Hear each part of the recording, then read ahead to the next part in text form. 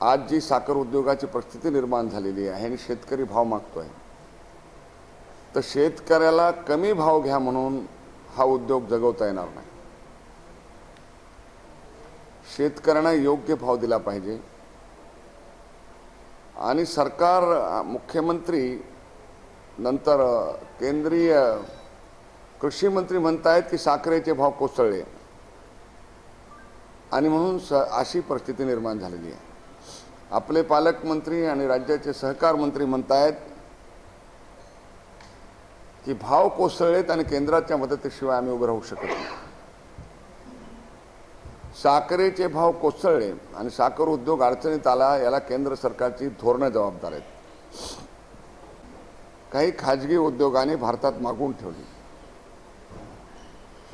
आणि आता जेव्हा भाव वाढतील तेव्हा त्याचा सगळा लाभ उद्योजकांना होईल, शेतकऱ्याला नाही। त्यामुळे साखरेच्या चर उतारीचा फायदा शेतकऱ्याला देण्याच्या ऐवजी भांडवलदारांना देण्याचं धोरण केंद्रीय कृषी मंत्री शरद पवार यांनी अवलंबलं। त्यामुळे महाराष्ट्राचा ऊस उत्पादक शेतकरी उद्ध्वस्त झालेला आहे। महाराष्ट्राचे मुख्यमंत्री, उपमुख्यमंत्री आणि सरकारला माझं सांगणं आहे, शेतकऱ्याची डोकी फोडून हा प्रश्न सोडू नका। काही चांगले निर्णय घेऊन आणि शेतकरी संघटनांशी संवाद करूनच हा प्रश्न सोडवावा असं माझं सरकारला अपील आहे।